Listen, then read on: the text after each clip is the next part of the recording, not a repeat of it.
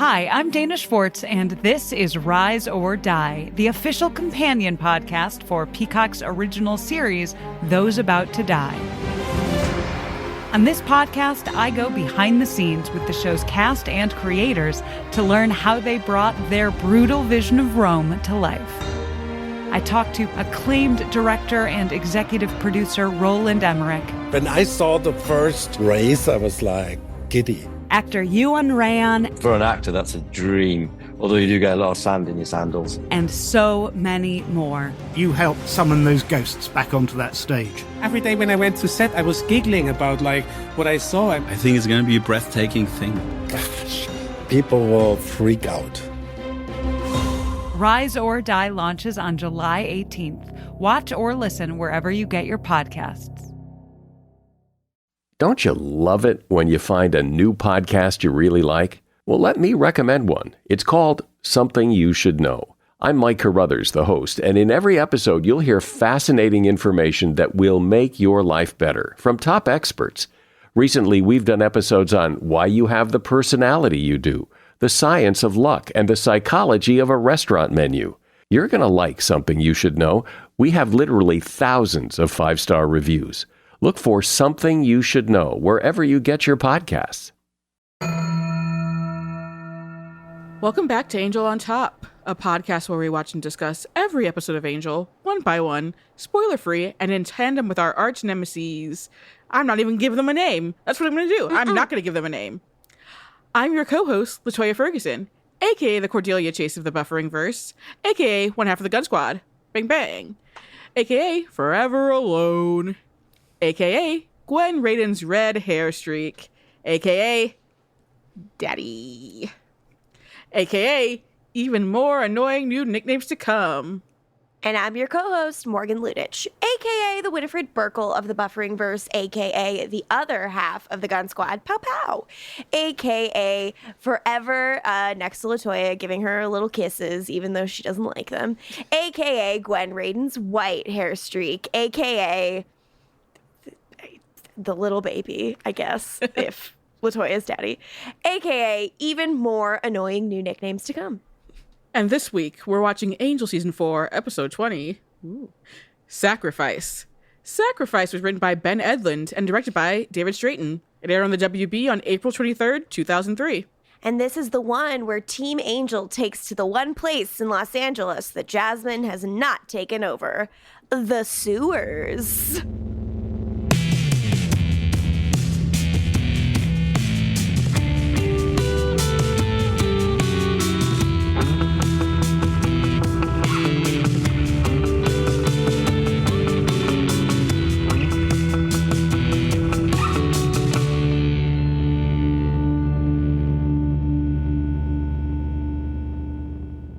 Previously on Angel. No one actually says previously on Angel, but here's what happened. A mystical pregnancy right underneath Lauren's beak. Cordelia gives birth to Gina Torres, a power that was. Angel believes they've all been saved. All the people have come to see Jasmine. Fred scrubbed until her fingers bled. Then yuck! Wesley, I can't believe Fred's evil. Fred shoots Jasmine to shoot Angel. The blood breaks the spell. Fred infected Angel. He's gone.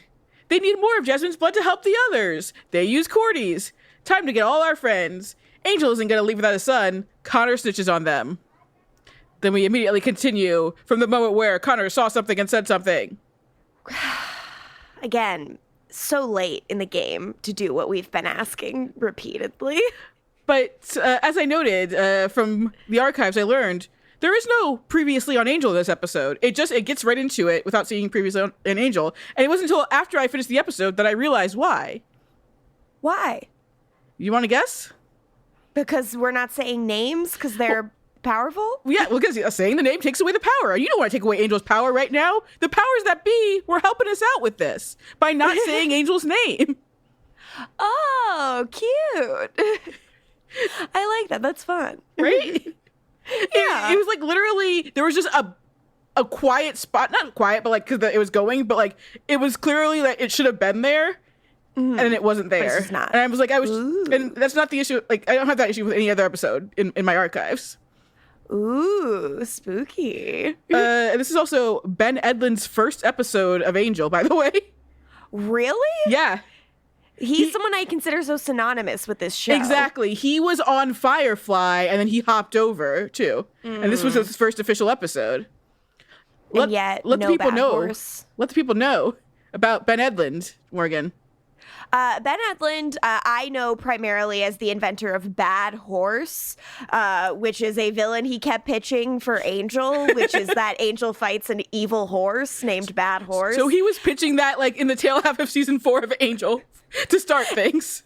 And I'm like, a man after my own heart. Bad Horse was later used, as many of you probably know, in Dr. Horrible's sing-along blog, where he was the big bad villain, and he has a little, like, cowboys that sing for him. Bad Horse absolutely owns. I don't have a bad thing to say about Bad Horse.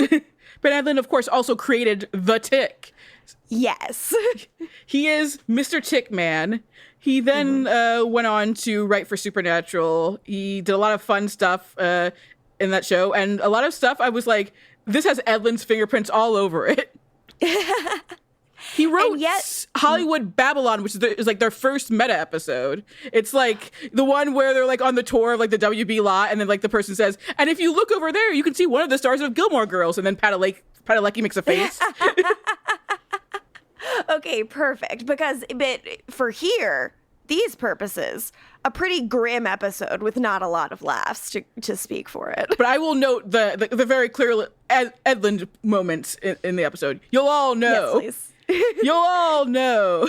In terms of ratings, they went down, but they were still slightly above Dawson's Creek. 3.7 million viewers. We're still in the final stretch of Dawson's Creek, so it got 3.5. It's like... We got like a couple more episodes until like the 2-part season finale. Pacey just lost all of Dawson's money, basically doing day trading. Pacey lost all of his money and Dawson's money. And then he just lost his job. He's fucking Sarah Shahi. Yeah, so right. You win some, so you lose it's some. not all bad. Exactly. There's a 3-episode arc of him fucking Sarah Shahi. Like, good for him. Congrats. Was Pacey getting pegged by Sarah Shahi? Quite possibly. Look, I wasn't watching, so I can't comment. But if I, gun to my head, I have to answer. Absolutely, yes. If anyone on Dawson's Creek was getting pegged, besides, of course, Jack, the gay man, it was Pacey Witter. Pacey, actually, good for you. No, it was. If anyone, it's Dawson's dad. I'll take your word for it. Y'all know. Anyone who knows Dawson's Creek, y'all know I'm telling the truth. Love and support to all the characters of Dawson's Creek. So this episode, though, I gotta say, a little bit of a downturn for me in terms of I loved our last two. And this one, I gotta say, was kind of like a regression for me. Like, everyone's sad again. Everyone's grumpy again. And obviously that's how it had to be. But, I can't believe Fred's finally talking about her feelings about something that happened 15 episodes ago. It's interesting, and we'll get into it, because like they were turning the corner on the relationship, possibly getting back together, and then the Jasmine stuff hit. And now they're talking about it, and like that's actually pretty good. The thing that I think makes it the point of no return, though, is when he backhands the shit out of that stupid kid. And Fred's like, oh, but like, come on, Fred. It's like he's saving that kid, but also... It was too late, unfortunately. Yeah, it was too late. So he just like ruined everything for nothing. Yeah, and it's also just like, I get very confused about like what the conflict is. If like he's too bad for her or she's too bad for him. Because they're talking about, a lot of it's like talking about doing whatever you need to do. And then he does... What does she think he should do for this kid? Would like, she have been happy if he tased him? We know she loves doing that. I'm sorry there wasn't any chloroform handy, Winifred. Like, stop clutching your pearls. It's the end of days. Sometimes you gotta smack a kid. Please don't air this out of context. Watch the next episode and be like, when you smacked that kid, it reminded me of that time you hit me. Remember that time you hit me? In the previously, it looked like you actually intentionally hit me. Right. Cool. That's the level we're roughly at. But at least Wes isn't any part of this. Thank God Wes is talking to a spiny guy. After Gunn saves his life, best friends doing the best friend thing. Thank God. I need them back. Do you have any other big thoughts on this one before we dive into scene by scene? I cannot wait to talk about the moment when the tinkle hits for Jasmine, because there is some tinkle, baby. It's there. Tinkle. I think Connor's hearing it now, even though he does end the episode. I said Sound of Music ass at the end of last episode, and then he like full on is like flanked by Nazis. Yep. Oh, fucking Connor. Rolf. We tried. Rolf was the name of the Nazi, right? In Sound of Music? I think it's Rolf, yeah. Okay, just making sure. The one that the kid played in the pacifier, and then Vin Diesel finds the Nazi armband in his locker and is like, what's going on? And then the kid is just secretly in a musical, not secretly a Nazi, but it's a really bizarre plotline for a children's movie. I've not seen the pacifier. This a lot. I think about this a lot. I think about Vin Diesel like doing the like, okay, you open the kid's locker and you find the Nazi armband. And I imagine all of the different takes he gave of like, and this is what I like to think about. Of course. Also, I just get the funniest email, which is from Spectrum. Great news. Your secure, reliable internet is now 50% faster. My reliable internet? Congratulations. Thank you, Spectrum. I already paid for a very fast internet, and it's never been reliable. Boo hiss.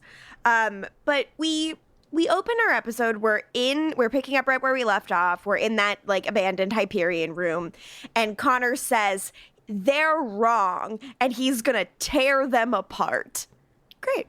Yeah, Angel's like, you have to listen to us. Listen to you. You're the ones who lie. You're the ones who hate. Which I note this throughout the episode. It's like, it's interesting, and it's not just Connor. It's all about love, and the bad ones are the ones who choose hate. But their love is so warped that the amount of hate they have towards the people, it's like, at first, I mean, even Jasmine was like, we can't hate Fred because, yeah. And they were all still like, we want to kill her. But now it's just like, I don't know. It's not all lovey-dovey, guys. Wouldn't it be nice if it were? But it's not. Yeah, it's not. Now it's starting. You're starting to see the edge a little bit more now that her claws have sunk into everyone. And then here comes the, all caps, cavalry. There we go. See, that means a different thing. And everyone's running. At work, in the room, people did say, here comes the cavalry. And I'm like, no. Is that the right one? See, podcasting can teach you things. Watching Angel nonstop over and over again can teach you things. Teach you how to be sad. So Angel bars the door and he tells everybody to run. Connor says he's finally part of something and he won't let Angel ruin it. The mob surrounds them as Angel punches the shit out of his son and everyone else runs away. Yeah, Angel tells them someone who knows the truth has to live through this, which obviously we'll get back to. But yeah, when Connor's yelling all that stuff, I'm like, okay, Colt. But yeah, he beats the shit out of Connor. And it does make sense. Maybe not at the moment, but it makes sense. Like, his plan is that to leave him so incapacitated, he can't hurt any of them. And like, he can't, because this is a kid who kidnapped a virgin and was like, time to do a slaughter. It's like, don't let him do any more things that he might eventually possibly regret. Yeah, it's an attempt to save him from himself, but it's, not fun for either of them. He's hoping to put him in a coma because, as we know, Angel always holds back when he's fighting Connor. He was not holding back here. And unfortunately, it doesn't work. And also then Jasmine can heal him. That's new. Yeah. Boo hiss. So then at the car, Team Angel minus Angel is debating how to help. And then Connor lands on their windshield. Angel hops in and he's like, drive. Yeah. Really, really wanted Connor in that coma. Yep. But we can't always get what we want. Jasmine and co approach and they're walking towards them slowly and with menace. And Wes peels out and we are officially on the run. So we cut to titles. We come back. We're in a car, we're listening to the car radio, and we've learned that Los Angeles has become the first citadel of Jasmine. And at this point, I say, okay, no, national news must know about this. Yeah, it really does feel like it. Especially, I feel like national news would know if all of the, quote, false idols, unquote, are being taken out of places of worship and replaced with pictures of Jasmine. I feel like this would start to make news other places. I also, like, in my mind, like, this radio DJ is, like, the nationally syndicated Delilah. Like, she's going to put on some easy listening after this. I was gonna fucking say she had a Delilah-ass voice. Yes. I love Delilah. Delilah, if you're listening to this, and we know you are, come on the pod. Do you like Angel?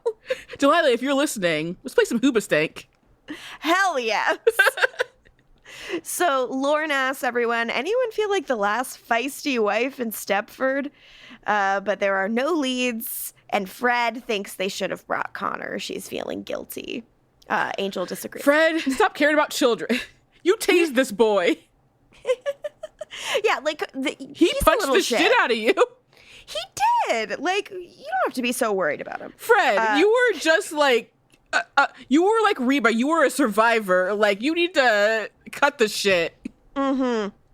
Fred also, is like Reba. I do want to say, when Delilah notes that the LA Archdiocese has stated like they're removing all the false idols and everything, and that's when Angel turns it off after like the way to go Catholic Church. I'm like, oh, you Catholic boy, and also like the way to go Catholic Church. I'm like, that's Edlund. That's Edlund right there. Yes, way to go Catholic Church. Like the is chipper Ben way Edlund. she's saying all of this is like, yeah, that's Ben Edlund. Yep, you can feel it. So then in the Hyperion in Jasmine's room, she makes everybody like strip down so she can suck them up with her green light. I call her feeding a Jasmine orgy. It has big orgy energy. It truly does, except for the fact that Connor is passed out in the the couch at the orgy. That seems like an orgy to me. No one's gonna let Connor fuck them. Absolutely, but like Bad I wouldn't vibes. want him around. It would affect my ability to participate in the orgy, I would assume. Jasmine should pull an angel and just like let him lay down outside. He was standing guard before. Yeah, just let him lay outside on the floor. Absolutely, or at least, put like a lampshade over his head or something. But Connor comes to, and Jasmine heals him. Connor wants to stop Team Angel, and Jasmine said there's no need. She's getting closer to her followers and gaining more control over them. And Team Angel are alone. There's like no one to help them. Like it's only a matter of time. She says, we're fusing together like the cells of a single body. Cool of her. Like warning. They are my eyes, my skin, my limbs, and if need be, my fists. Bad. And Connor's like, that all sounds great to me. Yeah, he calls her indescribable. She's like, I know. And she is, but like, come on. Then Team Angel is at a gas station. They are low on gas. They need to get some if they're going to get out of the city. They plan to like get the word out and form a resistance. I'm like with the Sunnydale crew because again, I'm going to skip ahead real quick because she gets the governor to step down. Arnold Schwarzenegger. This is his era. You're telling me fucking E! News isn't talking about this shit? E! News is not talking about Jasmine? Juliana, at this point, she's not even ranting. Juliana DePandy? You're telling me Jules Asner? Steve Kometko? Writer of Logan Lucky, Jules Asner, is not talking about this on E! News right now? It's being talked about. You ever think about how Jules Asner wrote Logan Lucky and like they all did a whole pseudonym thing? No, but I love that. Yeah. It's Logan like Lucky absolutely rips. It does rip, and bless her and her love with like her and her marriage to Steven Soderbergh. They're a very talented duo. Absolutely. Fuck yeah. What a good movie. One of Adam Driver's cuter roles. Are you writing a list? Is that your vampire diary? I keep a list, yeah. It's House of Gucci. So they're going to get out of Jasmine's sphere of influence and start a resistance, but they're surrounded by shiny, happy people who have been all Jasminified, and if they're seen, they're fucked. Gunn goes up and, like, punches a dude who's just put his credit card in to get gas and, like, takes the nozzle from him. It's so good and cool of him, and Fred has no problem with that. Yeah. And, he's not like he took glee in punching the kid. No, it's not like he was like, ha, ha, ha, I love doing this. He's like, I mean, like, we got to get this kid the fuck out of here. Because he was yelling. He was yelling for help. Yeah. You know, like kids do when you grab them. Yeah. So, Angel, like, I just remember this is the second child Gunn has kidnapped this season. And yet we love him. So, like, a dude, like, attacks them speaking in Jasmine's voice. And they're like, so that's do new. many others. This scene is hilarious. Wesley fucking up the soccer mom. I'm like, that's also very Edlund. Yeah. Like, this is, like, that's something, if you could see it on Supernatural in one of their goofier episodes, yeah. It might be an Edlund. Fred beats the shit out of a homeless dude.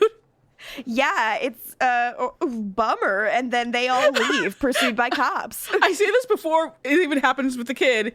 Gunn should beat up that little girl. That is in my notes. You just wanted violence. I wanted violence against a child from Gunn in particular. Well, then this is the episode for you. Lauren's upset there's no snacks.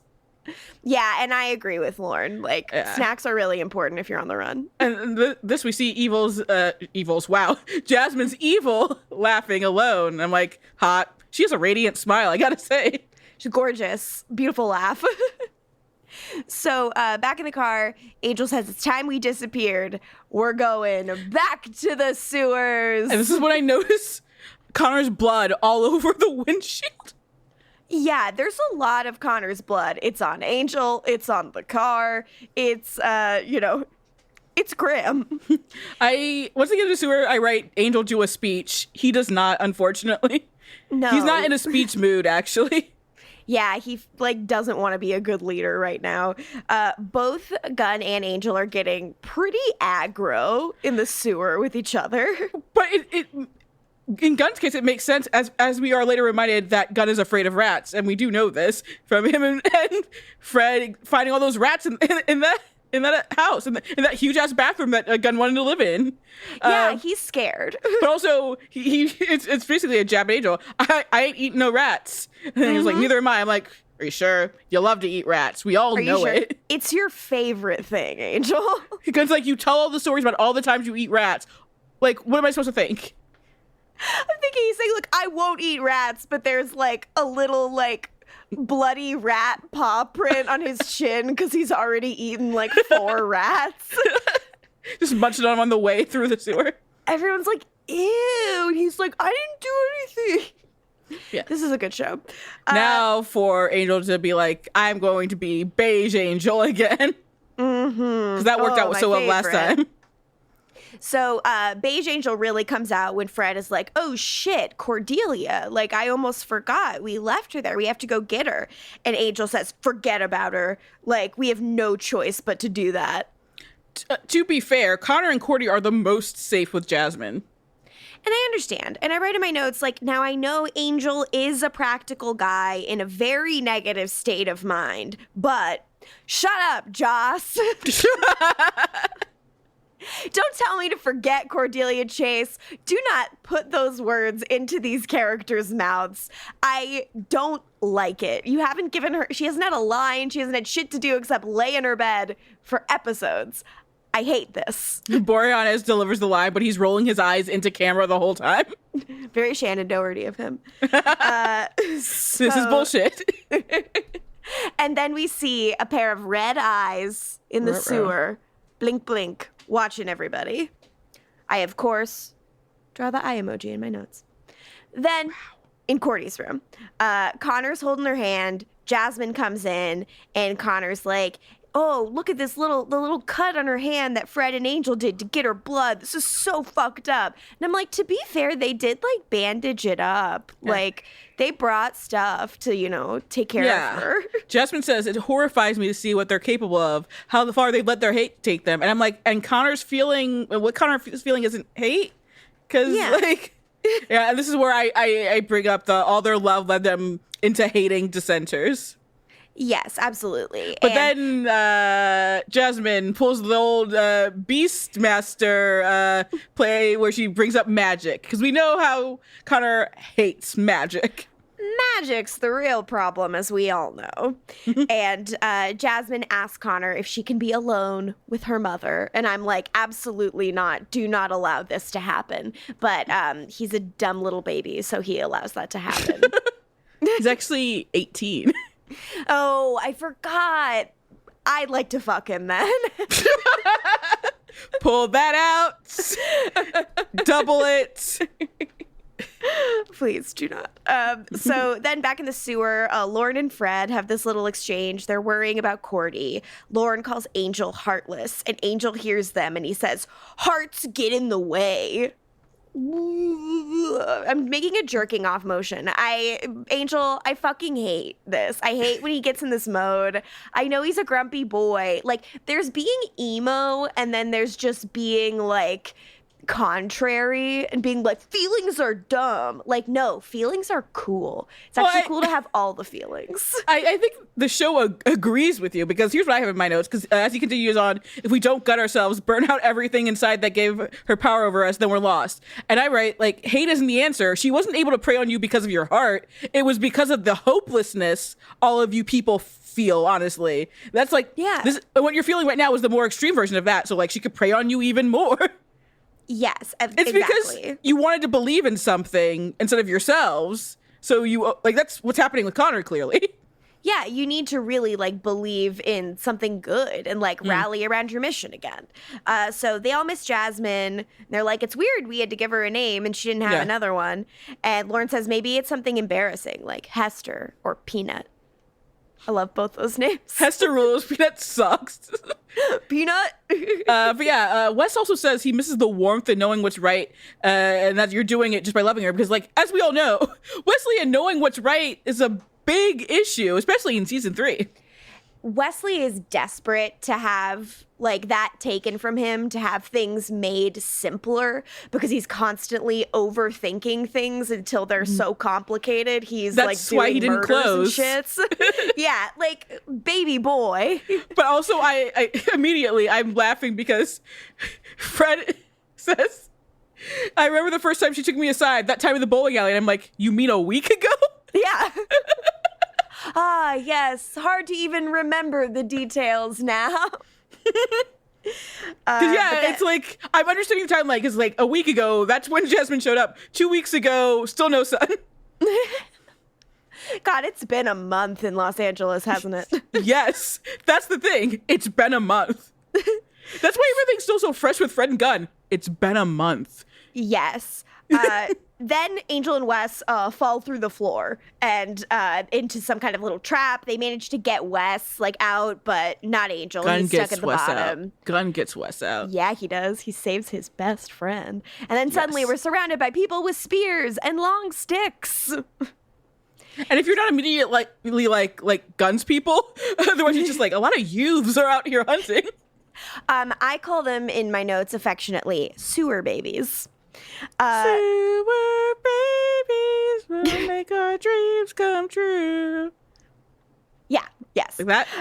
Yeah, exactly what I was going for. And Team Angel kicks some ass. Angel's like, wait, stop. Like, they're not acting like they're under Jasmine's influence. Angel, of course, jumps on up because he's Angel. He could do that. Yes, we've all seen Crouching Tiger, Hidden Dragon. Mm-hmm. Which, when Angel rips it off, it's, like, tasteful.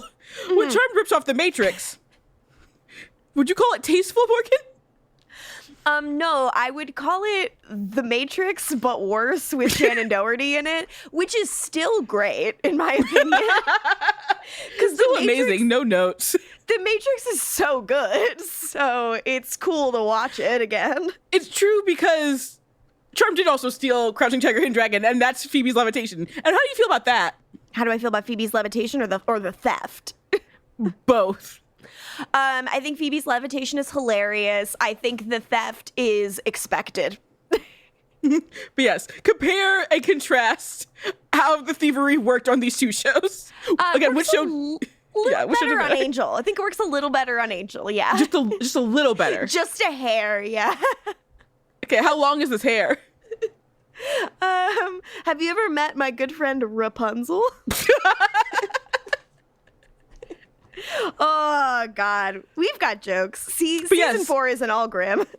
but no one thinks he's a vampire for the way he just jumped out of a pit. Everyone's like, wow, there are great superpowered ups. people. Yeah, I guess. But yeah, maybe he's a slayer. But so it turns out like we realized that like Gunn knew one of these guys, Randall, as a kid. He stole Gunn's van when he was 12, which is cute.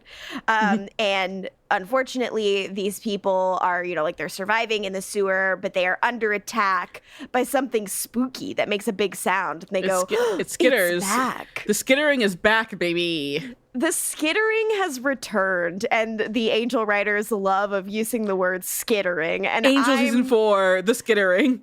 I'm so happy to have it back. I know you are, you little freak. Yeah. Then back in the Hyperion in Cordy's room, Connor walks in to check on Jasmine, and Cordy's gone. Good, right? Normal, right? Jasmine says it's good and normal. So we have no reason not to believe her. She says Cordy's blood is dangerous to them. If she falls into hateful hands, then the hate can spread. Sounds like clean logic to me. Mm-hmm. And to Connor. Connor's like, well, where is she? And Jasmine says, where I want her to be. Fuck. And she's like, and so are you. I write in my notes, yikes. I write in my notes, the incest vibes. Connor loves it. But I also write in my notes, who is Connor more obsessed with, huh? Jasmine or Cordelia? Because I feel like that's going to be tipping the scales here. I would argue Jasmine is like reciprocating his affections a lot more and a lot more consistently than Cordy ever did. Because he hasn't processed, nor does he realize, because he didn't listen, that Cordelia was never Cordelia. She was always Jasmine in the context that he is familiar with her, really. Yeah, that hasn't really been unpacked he doesn't know that by him. Yeah, he does not, or no, he doesn't registered. No, because he, like, Cordy used to say that. It's like, yeah, because she was Jasmine. Because Angel tried to explain, and that's when he beat the shit out of Fred and everything, and he was like, yeah, and he ran away, but yeah. What a cool kid. Yeah, he never got the confirmation that she's not her. Like, and, like, I mean, maybe they said it, but, like, he didn't listen. Sounds like him. Our next scene takes place in the sewer baby's sewer lair. Randall's brother, who Gunn used to work with, led kind of a group that split off from Gunn's gang.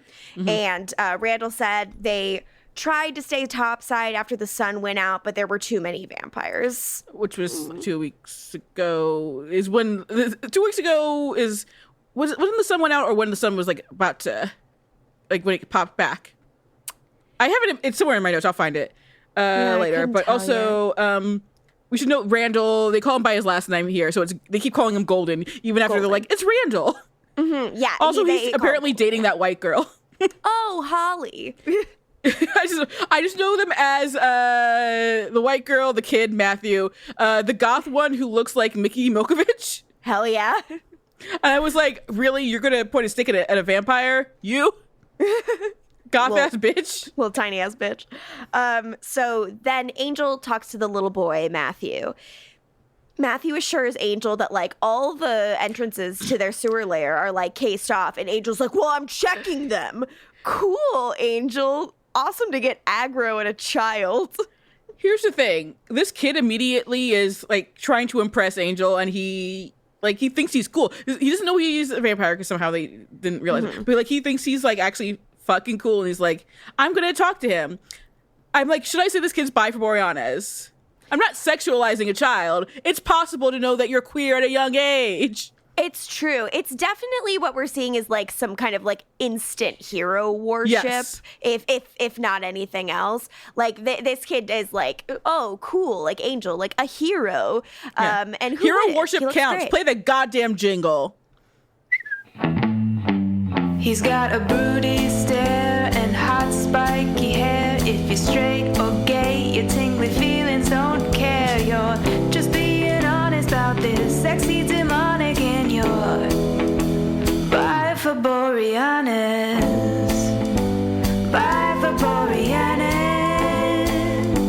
Bi for Boreanaz.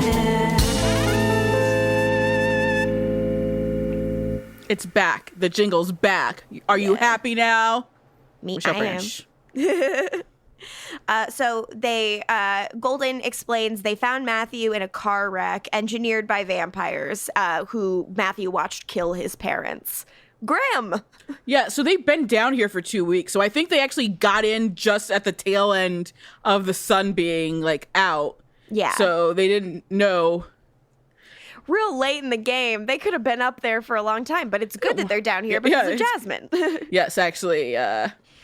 But it was probably let's just assume it's bowling alley bistro vampires. They're the ones who did it. Classic. Those monsters. They got there like, look, everything's great. Sun comes back. Fuck. They really had it for a minute. So they say that whatever this monster is, this thing, it's picking them off one by one. Yikes. With Angel and Matthew, Angel washes like his own child's blood off his hands, and Matthew asks him about it, and Angel says it's from someone he used to know who tried to hurt his friends. Yeah, our boy is hardening his heart. He's right. Honestly, at this point, he's right to choose his friends over his son. Well, he's right to do that, but I think like I'm never gonna have a feeling I don't know. I think response. He's not soft, but I think like there's emotion behind the way he says the line where it's like he's trying to harden himself, but like, no. Yeah, it's hard. The sewer babies just like feel like the world's ending and they want to kill this thing before it kills them and try to survive if they can. Yeah, then Angel being like, okay, let's do it. That's him trying to like harden himself up again. He's feeling emotions. Yeah, Angel's like, a fight? I'm fucking in. He grabs Tommy, which is Golden's older brother, who's like now gone. He grabs his old machete and they're like, hey, that was my brother's. And he's like, it's fucking mine now. Angel. I know later Fred's like, they're kids. And Angel's like being an asshole, but I kind of wish Gunn would have chimed in because like, he was a kid. Like, this is an offshoot of his crew. And if maybe he was like, they're just kids, but like, it'd be like, I don't know, growth, or maybe also just him forgetting how hard it is here because like no one's gonna come help, them and where they live. So, but I wish there was a little. I mean, this episode packs in a bunch of stuff actually, but like there's so much in like this arc and in the season in general. It's like a lot of the stuff we wish for. It's like there's not that much time to do it too. There isn't because it's also compressed. Yeah, there is. Again, there was time for the Gunn Connor stuff we wanted, or even any Wes Connor stuff, but they hate us. There's time for more Jasmine and Justine together. There was time for that, of course. Please. But yeah, it's just like it's hard. Fred, I feel like in a way, and like I don't even have a problem with Fred in this episode. Like she's getting more like meeker again after being the champion she was last episode. Yeah, it feels a little like she's falling in line. Yeah. Everyone's trying to look to Angel, and Angel is trying to lead, but he like is so closed off because of the pain that he's going through. He can't really offer them the like support that they want. And especially like no one is a replacement for Jasmine's, like warmth and light and the sense of purpose she gave them. Yeah. Also, I was thinking about when I was re-listening to last episode about how Angel's like, oh wow, Fred actually learned stuff from us. I was just remembering in Fredless how Fred's parents called got a PI to find them even without like an address or anything like that. On the envelope. And, an actual PI. It's like, wow, Fred's also become an actual PI. Not because of them. I don't know how it happened. Gunn's disbelief at their ability to like track the envelope without a return address on it. Take me back to the beginning. Should we just like talk about Fredless? Yeah, rock and rolls. Her parents make me weep. Love them. Her mom's a bus driver. And she drives the bus. It's so great. Our next scene is in Jasmine's room. Connor wants to go out there, get Team Angel. Jasmine says soon, and he'll go She's always with saying all soon. Of her strength behind him. Ooh. This is where she's like, yeah, I just got off the phone with the governor. Like, all the power's going to me. Woo! The governator. This will be international news. I'm just resisting the urge to do a really bad Arnold Schwarzenegger. Do it. I really can't. I can't either, but I was thinking of either. Jasmine. Jasmine. I want you to become governor. Governor. Yeah, I feel like this is not sensitive. But I wish we could do an impression of an Austrian. Yeah, I guess you're right. I have no skill at it. I've the thing. never done it before in my life. This is the first time I've even tried it. You? I've never tried it before either. Nor have I. So I think it was pretty good. You guys are witnessing us workshop this impression that we will use over and over again. And if you think about it, we're pretty good for no practice. Yeah. We did this cold. Yeah. So, like, before you judge, think about that. Speaking of not judging, Jasmine says the time of the politician is over, and I said, good. Yeah, hell yeah. I fucking wish Gina Torres was our government. Well, she says the state now enters me. I'm like, but she says state, not city. Mm-hmm. What's happening in Sunnydale? Turn on the goddamn TV. Listen to Delilah on the radio. You tell me state. Now, one of those motherfuckers is listening to Delilah late at night when they're driving back from the fucking vineyard or something. Apologies. The Chinese one who is the butt of racist jokes. She's actually the one who is listening and she knows what's going on. Well, good for her. I hope that she's taking measures to protect herself and none of the like shitty racist people around her. Dana Schwartz, and this is Rise or Die, the official companion podcast for Peacock's original series, Those About to Die. On this podcast, I go behind the scenes with the show's cast and creators to learn how they brought their brutal vision of Rome to life. Gosh, people will freak out. Rise or Die launches on July 18th. Watch or listen wherever you get your podcasts. Contained herein are the heresies of Radolf Burntwine, erstwhile monk turned traveling medical investigator. Join me as I uncover the blasphemous truth of a plague-ridden world, that ours is not a loving God, and we are not its favored children. The heresies of Radolf Burntwine, coming January 2nd, wherever podcasts are available. Hello, I'm Simon Jack. And I'm Zing Sing. And together we host Good Bad Billionaire, the podcast exploring the minds, the motives, and the money of some of the world's richest individuals. Every episode, we pick a billionaire and we find out how they made their money. And then we judge them. Are they good, bad, or just another billionaire? Good Bad Billionaire from the BBC World Service. Listen now wherever you get your BBC podcasts.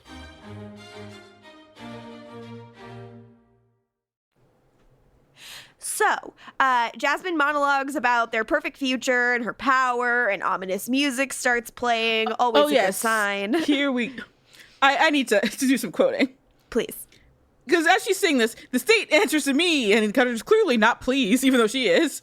And she says, oh, it's happening. Don't you feel it? The world is about to kneel before me. You know, all things good people say. Mm-hmm. And she, it's avarice, a word I don't know, actually.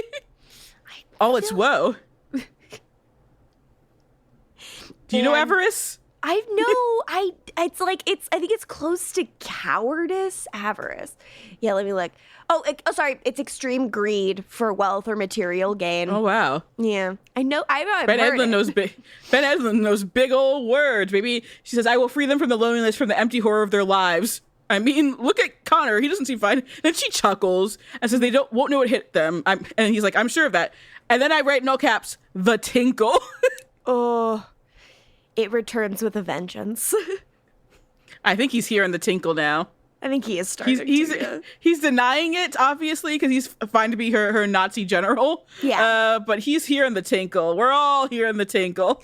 Each and every one of us. She says, we'll be a family, together as one forever. But why isn't Connor happy? I don't know. She clearly wants to fuck him, though, also. Yeah, that, which we don't have time to get into that. I don't have time to engage in that. Engage! No, you can't make me. But yeah, Jasmine is preparing for total domination. And Jasmine says there's a part of Connor that he is keeping from her. It's his pain. She wants it. Ooh. And she digs her nails into his palm and like is, drawing blood. And she says, let me have it. And he goes, yeah. Okay. She makes a very good point. Pain has been the only constant in your life. The one thing that has never abandoned you. He thinks that pain is a keep and bear alone. Yeah, that's why he won't get therapy. But also, she gets the marks, but nothing suggests she gets the pain. It's fake. It's a facsimile, literally. Yeah. Okay. Yeah. So she's getting like a physical instance of his pain, but maybe not all of the. Because at this point, especially, I don't think she feels pain. Oh yeah, like she's not a lot's going to weaken her at this moment. We go to the sewers. Fred is not into fighting with a bunch of little babies for the safety of such little babies. I guess she never knew little baby Gunn and his whole team was kids. Like the one who engaged with that besides Angel, obviously, was Cordelia. But I'm also like, didn't you ever talk to Gunn about his past? He told. Yeah, we know he tells her stories, sister, but like, yeah. I feel like she never had to really contextualize the fact that he was a child doing this, really. Yeah. I think, that's one thing to hear about and another thing to experience. I think he only talked about the trauma of it all when it came to his sister, but not, I think he was like, and I did this cool hero shit. Yeah. And so I guess like that tells you a lot about how she views Gunn's past. Like she views it as something that was a trauma to him and probably like something unnecessary. Like she wishes an adult could have taken care of him instead. But the thing is, Gunn was working with what he had. So I do agree with you that I wish we got his perspective on these people and like their struggle more, because I do think it'd be like, okay, yeah, in an ideal world, we'd be fighting with adults, but like you do what you can. And if these people need to protect themselves to survive, and you shouldn't demonize that. Especially since Gunn was like, he was fighting demons since he was like Matthew's age. Yeah. So he would have a perspective on it, and I wish that was like illuminated here. On the other hand, Angel is like, these babies are the only ones that understand me. And he is like so angry. He does make a point though, like with all the hopelessness as we're talking about, like they just want to be able to fight back, and they should give them that choice. Yeah. They smell ammonia. Also, Golden and them are allowing Matthew to even show up. Like, obviously Golden is younger than Gunn, but like he's not 13 years old. Yeah. Like they could have told Matthew to like hang back at base camp. Especially like if anything, his vengeance is against vampires, so you don't need to be going against the skitterer, crawling after this spiny guy. But I guess maybe it's like strength in numbers or something. Like you don't want to leave him by himself. So it smells like ammonia. Randall gets sucked up, and Angel saves him. He jumps up like to fight the thing, and then jumps back down, and he is in vamp phase. Yeah, he jumped up, not like just like a hop. No, big ol' like crouching tiger jump, wire jump. And they're like, that's a normal thing. but when he comes back down into vampire face, that's when we need to be worried. So Matthew I understand Matthew running. It's not even like not knowing he's a vampire. It's like the seeing the face, and that this is the thing that killed his parents. Oh yeah, he's scared. At this point, though, with Golden, and it's like, again, you're an offshoot of Gunn's crew. Everyone knows the deal with Charles Gunn and his vampire boss and vampire with a soul and everything. Yeah, like you didn't hear? Like, does no one gossip with you? Do you know about what Geo did to Caritas? He got eaten. Oh, Geo. Then Morgan, what were your thoughts on Geo? We never talked about this. God, that whole interpretation. I'm trying to remember. I listened to your and Mac's episode about it, and I remember just thinking like everything you guys were saying was smart and good. But what was like, I remember the episode being a bit simplistic about the commentary it was trying to have. And I was really bummed because I think the failure of that episode taught the Angel writers that they shouldn't try to write stories about Gunn. And I'm like, well, to a certain extent, maybe that is the correct lesson to learn because clearly you can't. But on the other hand, no, that's not fair to Gunn, who deserves dimension and backstory and like exploration of the world that created him. Again, I'm a first impressions girl first.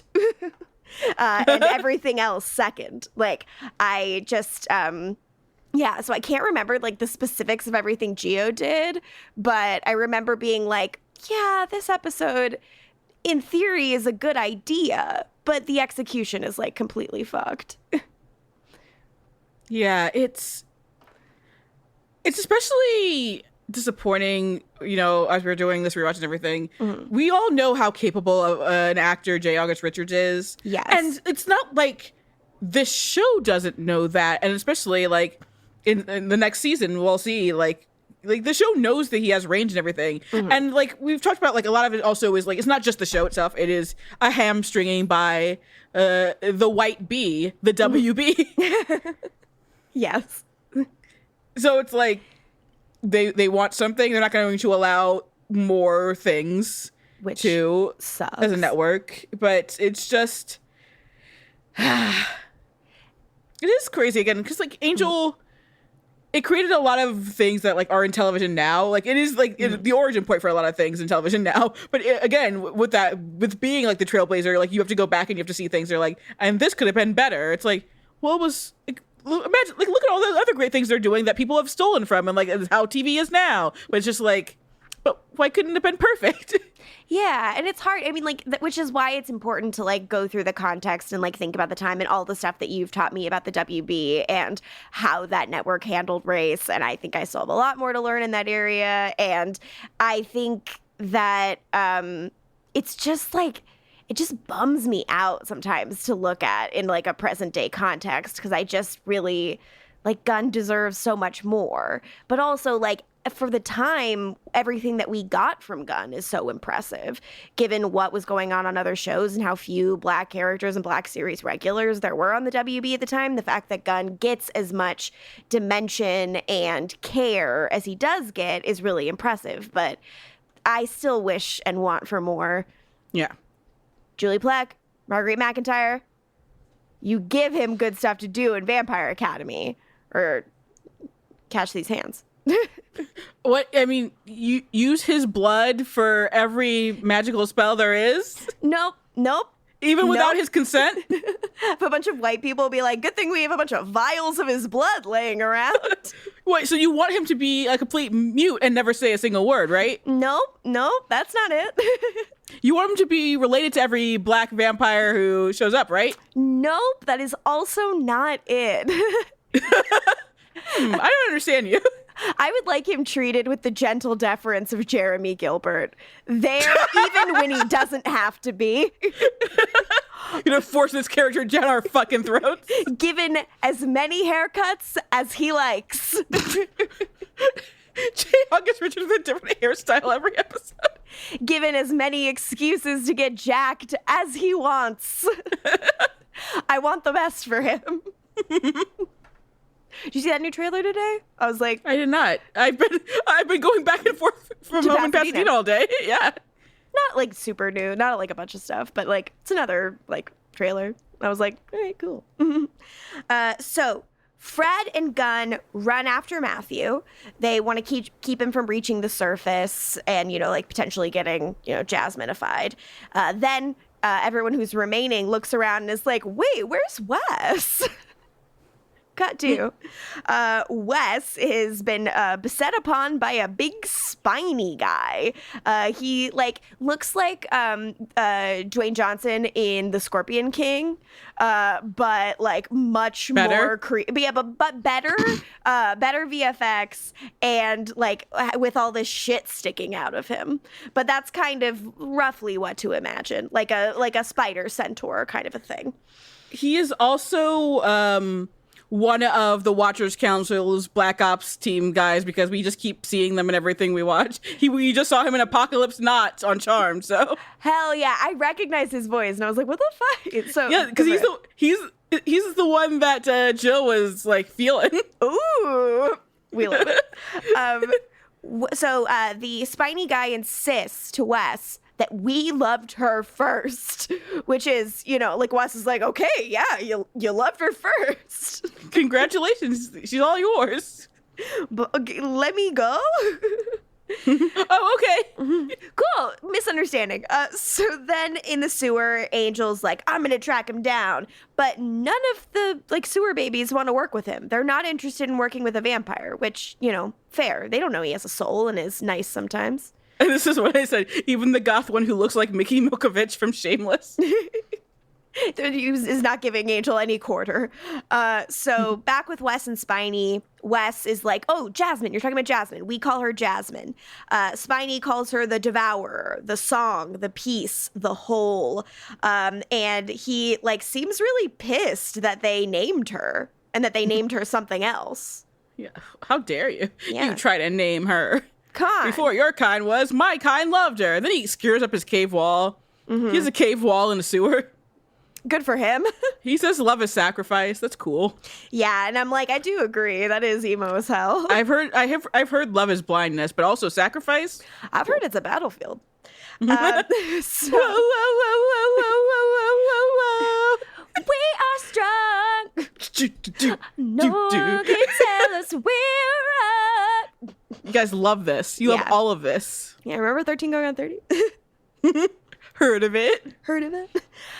So then in the sewers with Gunn and Fred, they're watching out for the skittering creatures. Rats come up. Gunn is like, well, damn, why would you bring that up? He doesn't care about the skittering demon. He's like, fucking rats. Gunn, it's the sewer. There's rats all around. There might be an alligator, but there's mostly rats. I love him. I relate to him. I'd be like, just because there probably are rats does not mean we have to talk about them. Does not mean we have to give that voice. So if you name them, you give them power. Yes.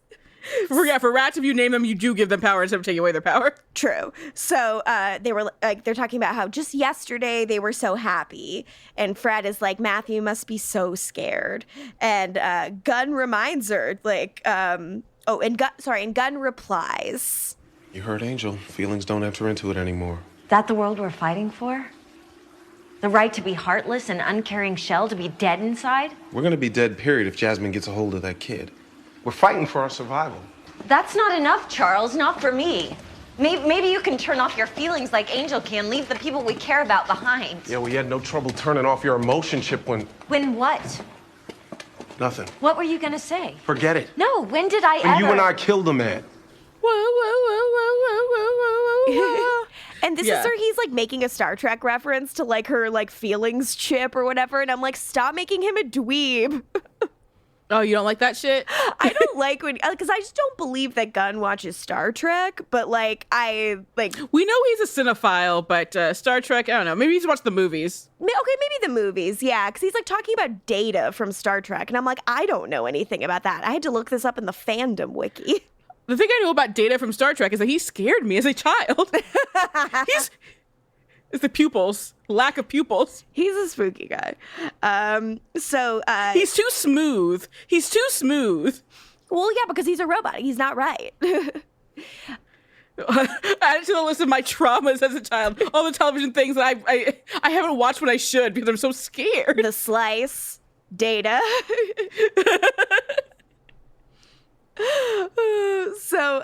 So Gunn has accused Fred of like not feeling anything about the guy that they killed. And she's like, hey, I fucking felt it. I felt all of it when it happened. I still feel it now. When I let myself think about it, it eats me up inside. But hey, Fred, remember how Gunn kept trying to talk about it? Yeah, and you didn't want to. And she says, but that's better than being a shell. And I'm like, okay, how am I hearing about her perspective on this for the first time in 15 fucking episodes? Why does she not express, I couldn't talk to you about it at the time because X? Because I was in denial. I was like, I don't understand how the conversation agenda is dropped. You know why. Here. The agenda. I mean, but also, I know why. It is funny though, because we say in 15 episodes, but again, it's like 2 months ago. Like it wasn't that long ago as a thing. I understand that it's not that long ago in time, but like the amount of time, like episodes wise, does matter, even though it's like a binge. Like in terms of the real estate this has been given in all of these episodes, I do think it is significant to mention, the count. It is.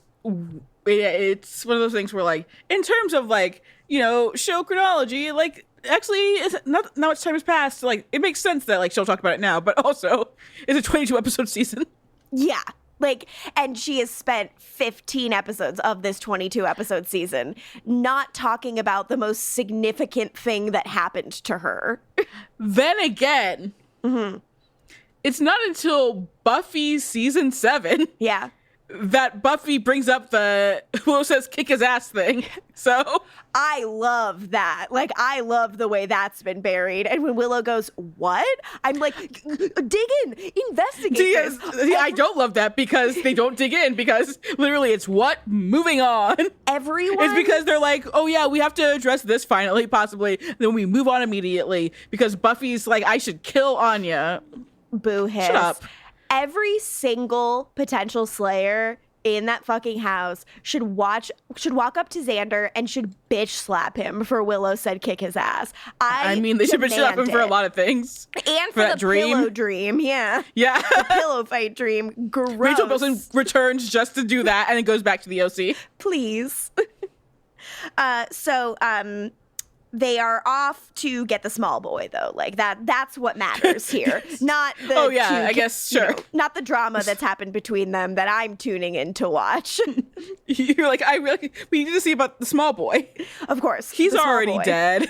I'm like, that kid's fucked. Like, just, have your drama. Like, because he was going out thinking the sun was still, like, blacked out, so he was going to be dead anyway. Also, how can they not outrun a child? He did not get that much of a head start. They are adults. Their legs are longer. There are in shape adults. Yeah, supposedly. They're professional monster killers. Like, this is bullshit. I'm sorry. Cinema no. Shut the fuck up. No, they talk a lot about who knows the sewers and who doesn't. Like, he knows the sewers better. All right, he knows. He probably exited from a different place from where they exited, actually. All right, he knows the sewers. Fine. It's like a big part of this episode, who knows the sewers and who doesn't. All right, you're right. Back with Angel in the sewer, he, like, tries to explain. He's like, look, I'm trying to explain, but, like, I'm also not going to justify my fucking existence to you. And I'm like, you might need to, dude. Like. And Lauren's not helping. Lauren is not helping at all. He is trying, but he is not helping. And Angel just makes a bunch of threats to these people, which I don't think is a good idea. Then, topside, Fred and Gunn are getting out of the sewers. They're walking around. They're in the sunlight. And so far, they have not come across anyone. They hide from some skateboarders, which you can relate. Then, with Wes and Spiny, Wes watches him cut up a guy that he's sacrificing because he does blood magic. There's no words to it. He's from this other world, this older world. Another dimension. Yeah. And he's going to get Jasmine's attention through this blood and flesh magic that is beyond words. Yeah. And he says that also words are bullshit. There's only one word that could mean anything to her. Yeah. Yeah, he says this magic she will hear. There's only one word she... Whoops. And Wes is like, excuse me, what is this one word? Like, he's like, I know a clue when I hear one. I'm a very smart, crafty little boy. And he tries to press Spiny on this, but Spiny calls him talkie meat, which would shut me up as well. The talkie meat. And I remembered so vividly, when I think about this episode, I remember so vividly him, like, dissecting this dude who's a vampire. A vampire he doesn't understand why isn't dying. Yes. Even when Wesley explains it. He's like, he's dead already. You can't kill him like that. And this guy's like, what are you doing? Like, cut it out, man. Just stake me already. Like, please.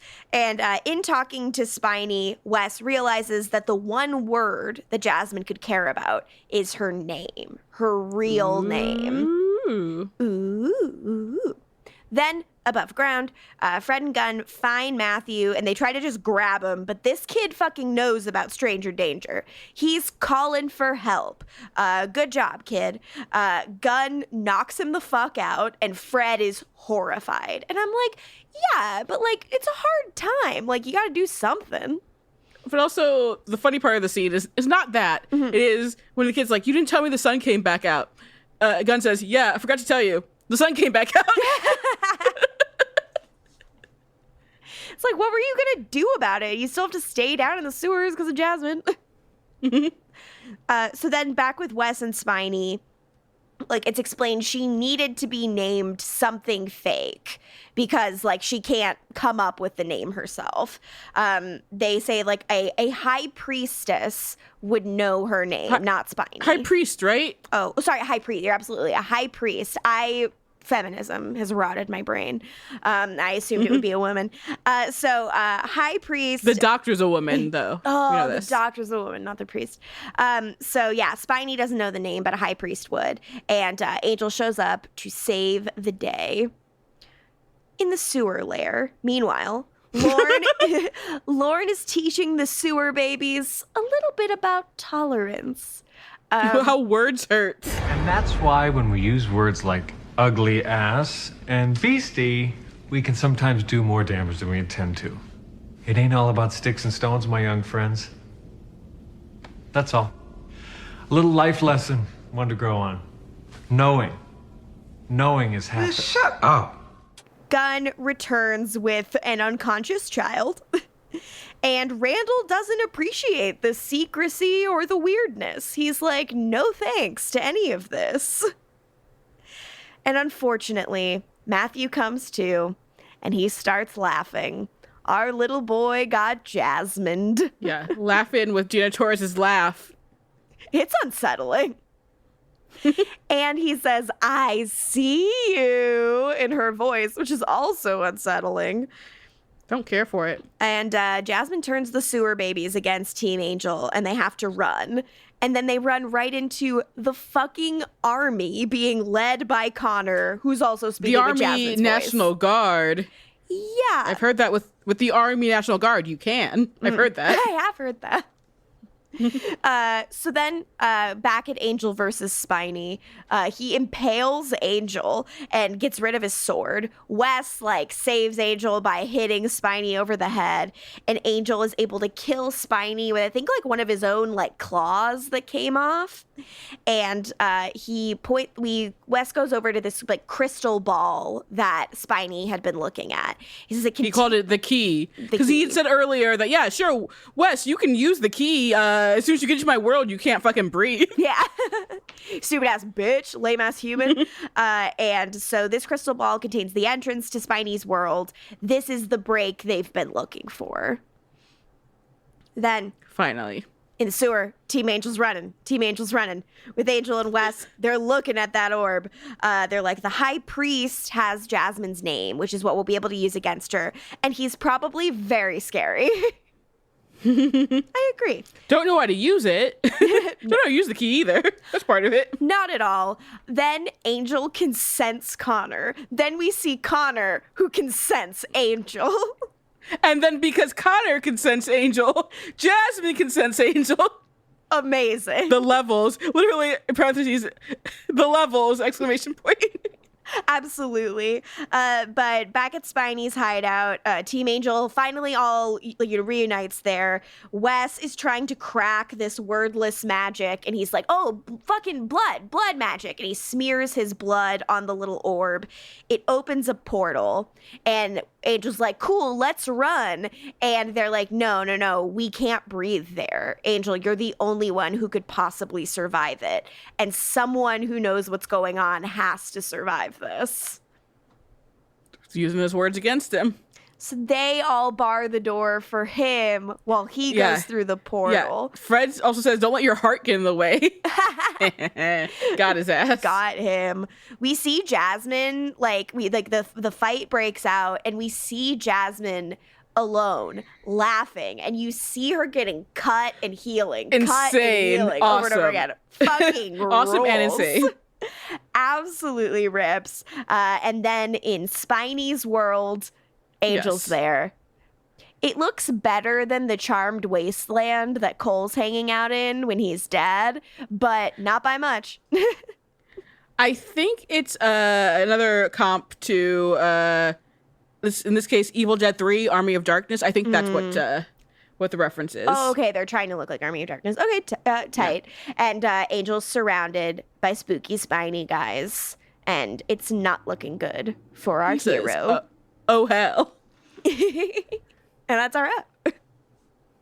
It is.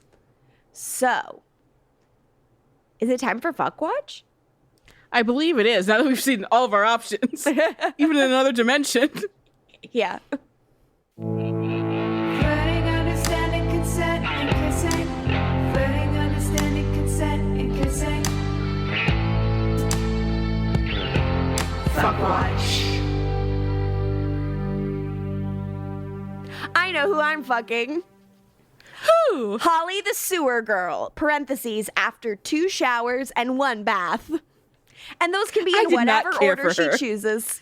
I did not care for her. I was not particularly besotted, but it was what I had. I worked with what I had. I guess I'll cheat since that's what you do all the time. All of Team Angel. Our friends are back together. Orgy, baby. If Jasmine can do it, so can I. All right, congrats. Orgy, orgy, orgy. Orgy. Now, Angel's in some kind of spiny hell dimension. If he could find a TV there, is there anything you'd recommend he watch? From the WB? Yeah, I think from the WB, that'd be nice. Hit it, bitch. Angel is a vampire. Does he even like TV? I think he'll like the WB. They got that hot teen drama to ease the pain and trauma. And here's the episode that he needs to see. Oh, yeah. So, in, all this talk in this episode of names, and how names take away your power, I decided to, for WB, choose all of the shows from the WB that were titled after their star's name. Okay. So, here's a list, and we'll see. Did it take away their power to have the show named after them? We'll find out. Let's find out. First show, Cleghorn! ! Starring Saturday Night Live's Ellen Cleghorn. It lasted 1 season. Took away her power. Took away her power. Kirk! Starring Kirk Cameron. It surprisingly lasts 2 seasons and 32 episodes, but still, it seems like, actually no, unfortunately, nothing has taken away Kirk Cameron's power. Yeah, it's still going strong. Technically a failure, especially compared to Growing Pains, but also 2 seasons, 32 episodes. No. Yeah. The Wayans Brothers, starring Marlon and Sean Wayans. 5 seasons, 101 episodes. No, it only helped their power to grow. Hell yes. The Jamie Foxx Show. Woo! Jamie Foxx, of course, is the Jamie. Mm-hmm. But also Garcelle Beauvais. She is also a star. I was like, let's talk about Garcelle. 5 seasons, 100 episodes. Oh, no. No one's power is being taken away here, baby. Hell yes. Also, we should note, Garrett Morrison starred in both that and Cleghorn. His power grew stronger. Because other people were named. The Steve Harvey Show, starring, of course, Steve Harvey. Oh, yeah, Steve Harvey's in that. And Cedric the Entertainer, but Steve Harvey. Right.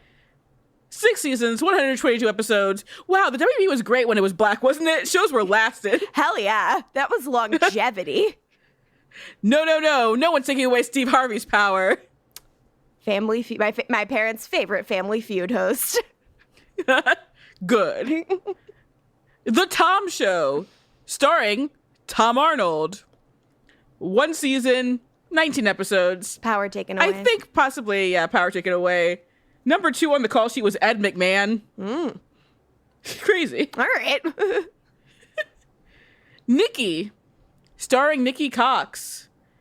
2 seasons, 41 episodes, and the show was technically capitalizing off of her breakout stardom on Unhappily Ever After on the WB. So it's like, no, like she has all the power, right? Yeah. But crazy. No, it was a failure, which luckily she bounced back though with Las Vegas. Hell yeah. On NBC, starring Josh Duhamel. So she got her power back, but she had to take her name out of the title to get her power back. Good for her. Good for her.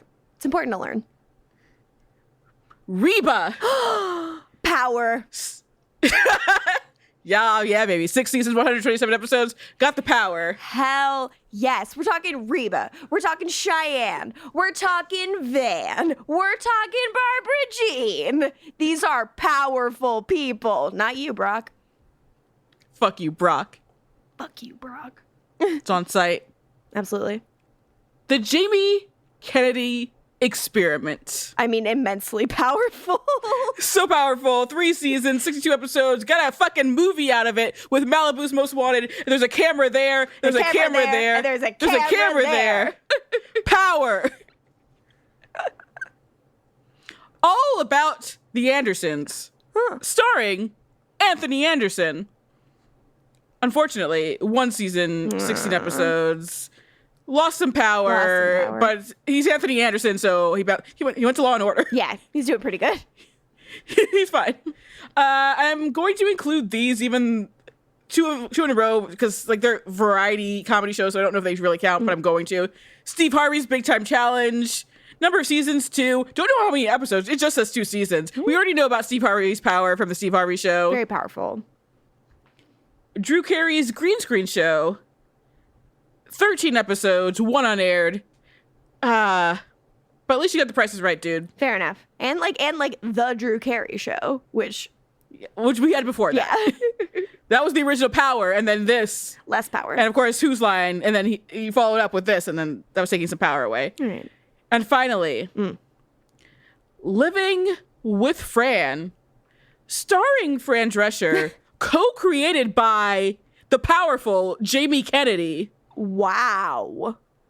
2 seasons, 26 episodes. Unfortunately, 6 unaired. But you know what? You can never take away Fran Drescher's power. Never can, never will. So, how does any of this relate to what we talked about? The name thing, power, Angel. We did Watch all it. of these shows. Every single one of them, especially the black ones. Please. So you can understand Gunn's plight. Or just understand Gunn, period. Like... Angel talks to Gunn about the Jamie Foxx show. I really liked it. Angel's in love with Garcelle. I'm like, yeah. Yeah. He would be. Much like I am. As everyone should be. She's so beautiful. She's so great. Yeah. She's gonna fucking bitch slap Erica Jane tonight on TV, and I can't fucking wait. I'm like, are you gonna watch Franklin and Bash just to get some Garcelle? There are other things I'm watching. I would probably watch the Jamie Foxx show before I watched Franklin and Bash. You should do that, actually, yeah. Yeah. And I've been meaning to watch Coming to America again, and so that I can watch the sequel, because I know the costumes are really good. If nothing else. But yeah, fuck. Garcelle, I love you. If you're listening to this, and I know you are, I love you. And that's WB. Our longest WB section yet. And important. Deserved, and with some crucial analysis. So that's our app. Things are looking pretty bleak. This 420 episode had no one was blazing it. I didn't like it. I don't know. Jasmine seemed like she was blazing it. She actually, you know what? My dream blunt rotation is a bunch of people under Jasmine's influence, all speaking to me in Gina Torres's voice. Oh, no. Yeah, I love it. Cool, we're done. Okay. We killed it. And if you would like to follow us on social media, you can do so at Angel on Top Cast on Twitter and Instagram. You can go to angelontop.com to follow us on Patreon, where you can get ad-free episodes and access to the Cole Turner Cast, our podcast about the main character of Charmed, Cole Turner. We have a couple episodes of that out by now. It's fun. It's cute. Please join us.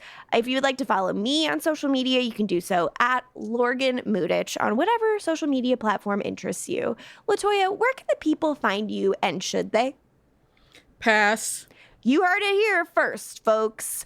Do not do it. Now, all of that being said, thank you so much for listening, and you are now checking out of the Hyperion. Ding ding.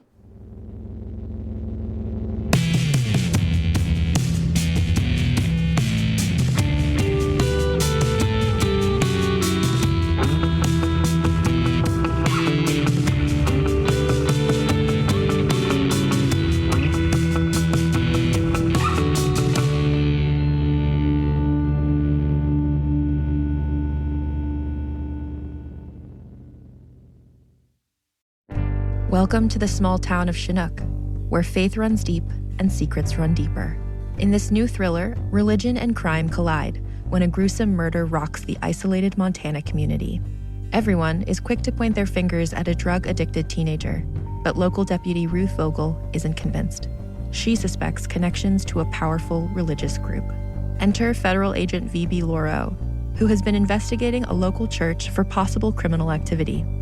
The pair form an unlikely partnership to catch the killer, unearthing secrets that leave Ruth torn between her duty to the law, her religious convictions, and her very own family. But something more sinister than murder is afoot, and someone is watching Ruth. Chinook, starring Kelly Marie Tran and Sanaa Lathan. Listen to Chinook wherever you get your podcasts.